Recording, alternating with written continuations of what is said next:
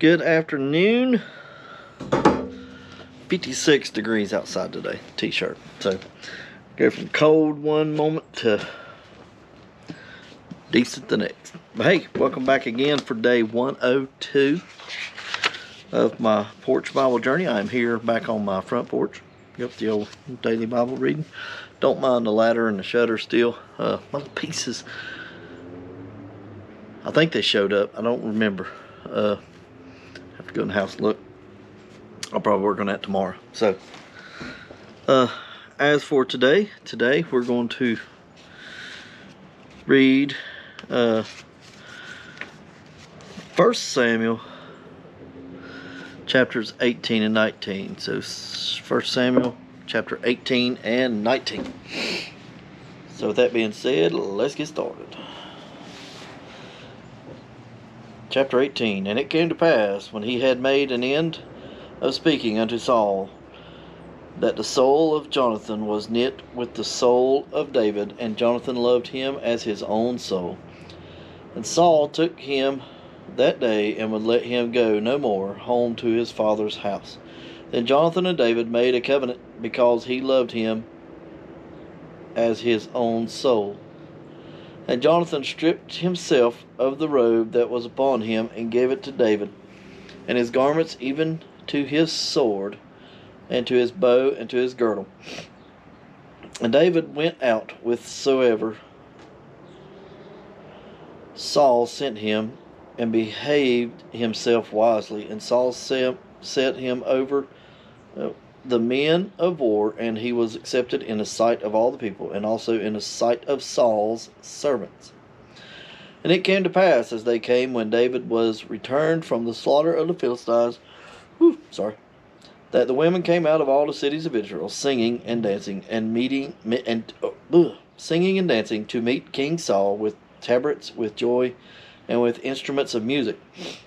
And the women answered one another as they played, and said, Saul hath slain his thousands, and David his 10,000s. And Saul was very wroth, and saying displeased him, and he said, They have ascribed unto David 10,000s, and to me they have ascribed but thousands, and what can he have more but the kingdom? And Saul eyed David from that day and forward. And it came to pass on the morrow that the evil spirit from God came upon Saul, and he prophesied in the midst of the house. And David played with his hand, and at other times, and there was a javelin in Saul's hand. And Saul cast the javelin, for he said, I will smite David even to the wall with it. And David avoided out of his presence twice. And Saul was afraid of David, because the Lord was with him, and was departed from Saul. Therefore Saul removed him from him, and made him his captain over 1,000. And he went out and came in before the people. And David behaved himself wisely in all his ways, and the Lord was with him. Wherefore when Saul saw that he behaved himself very wisely, he was afraid of him. But all Israel and Judah loved David, because he went out and came in before them. And Saul said to David, Behold, my elder daughter, Merab, her will I give thee to wife. Only be thou vigilant for me, and fight the Lord's battles. For Saul said, Let not mine hand be upon him, but let the hand of the Philistines be upon him. And David said unto Saul, Who am I? What is my life, or my father's family in Israel, that I should be son-in-law to the king? But it came to pass at the time when Merab, Saul's daughter, should have been given to David, that she was given unto Adriel, and Adriel the Meolathite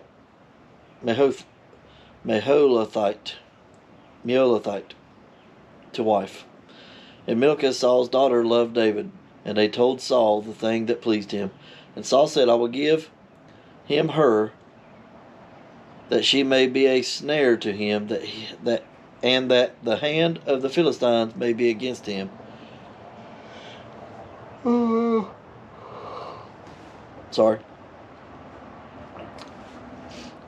Wherefore Saul said to David, Thou shalt this day be my son-in-law in the one of the twain. And Saul commanded his servants, saying, Commune with David secretly, and say, Behold, the king hath delight in thee, and all his servants love thee. Now therefore be the king's son-in-law. And Saul's servants spake those words in the ears of David. And David said, Seemeth it to you a light thing to be a king's son-in-law, seeing that I am a poor man and lightly esteemed? And the servants of Saul told him, saying, On this manner spake David. And Saul said, Thus shall ye say to David, The king desireth not any dowry, but 100 foreskins of the Philistines, to be avenged of the king's enemies. But Saul thought to make David fall by the hand of the Philistines. And when his servants told David these words, it pleased David well to be the king's son-in-law, and the days were not expired. Wherefore David arose and went, he and his men, and slew of the Philistines 200 men. And David brought their foreskin, and they gave them in full tale to the king, that he might be the king's son-in-law. And Saul gave him Milcah, his daughter, to wife. And Saul saw and knew that the Lord was with David, and that Milcah, Saul's daughter, loved him. And Saul was yet the more afraid of David, and Saul became David's enemy continually. Then the princes of the Philistines went forth, and it came to pass, after they went forth, that David behaved himself more wisely than all the servants of Saul, so that his name was much set by.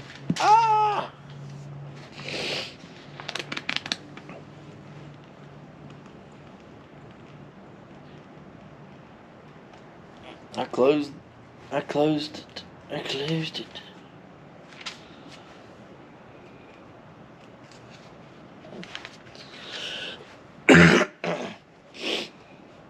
All right. Chapter 19. And Saul spake to Jonathan his son, and to all his servants, that they should kill David. But Jonathan, Saul's son, delighted much in David, and Jonathan told David, saying, Saul my father seeketh to kill thee. Now therefore, I pray thee, take heed to thyself until the morning, and abide in a secret place, and hide thyself. And I will go out and stand beside my father in the field where thou art, and I will commune with my father of thee, and what I see, that I will tell thee. And Jonathan spake good of David unto Saul his father, and said unto him, Let not the king sin against his servant, against David, because he hath not sinned against thee, and because his works have been to theeward very good. For he did put his life in his hand, and slew the Philistines, and the Lord wrought a great salvation for all Israel. Thou sawest it, and didst rejoice. Wherefore then wilt thou sin against innocent blood, to slay David without a cause?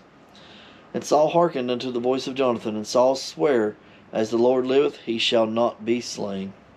And Jonathan called David, and Jonathan shewed him all those things. And Jonathan brought David to Saul, and he was in his presence, as in times past. And there was war again, and David went out and fought with the Philistines, and slew them with great slaughter, and they fled from him. And the evil spirit from the Lord was upon Saul, as he sat in his house with his javelin in his hand, and David played with his hand. And Saul sought to smite David even to the wall with the javelin, but he slipped away out of Saul's presence, and he smote the javelin into the wall, and David fled and escaped that night. Saul also sent messengers unto David's house to watch him and to slay him in the morning. And Milcah, David's wife, told him, saying, If thou save not thy life tonight, tomorrow thou shalt be slain. So I've been saying Milcah. Michal. My bad. Michal let David down. Michal? Let's go with Michal. Let David down through the window, and he went and fled and escaped.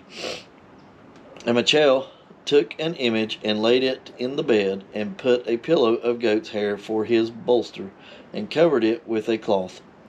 And when Saul sent messengers to take David, he said, He is sick. And Saul sent the messengers again to see David, saying, Bring him up to me in the bed, that I may slay him. And when the messengers were come in, behold, there was an image in the bed, with a pillow of goat's hair for his bolster. And Saul said unto Michal, Why hast thou deceived me so, and sent away mine enemy, that he is escaped? And Michal answered Saul, He said unto me, Let me go, why should I kill thee? So David fled and escaped, and came to Samuel to Ramah, and told him all that Saul had done to him. And he and Samuel went and dwelt in Naioth. And it was told Saul, saying, Behold, David is at Naioth in Ramah. And Saul sent messengers to take David. And when they saw the company of the prophets prophesying, and Samuel standing as appointed over them, the Spirit of God was upon the messengers of Saul, and they also prophesied. And when it was told Saul, he sent other messengers, and they prophesied likewise. And Saul sent messengers again the third time, and they prophesied also. Then went he also to Ramah, and came to a great well that is in Sichu. And he asked and said, Where are Samuel and David? And one said, Behold, they be at Naioth in Ramah. And he went thither to Naioth in Ramah, and the Spirit of God was upon him also. And he went on, and prophesied until he came to Naioth in Ramah. And he stripped off his clothes also, and prophesied before Samuel in like manner, and lay down naked all that day and all that night. Wherefore they say, Is Saul also among the prophets? All right. Well, thank you for joining me for day 102. I appreciate the support. I got work to do, hanging my shutter back. Once I find the little pieces that go in the wall, a couple of them broke. And, yeah. So don't forget to tell someone about Jesus. Don't forget to tell someone about the Bible and the Word, and just, yeah, play it and listen. I appreciate everybody's support, and I will see you tomorrow.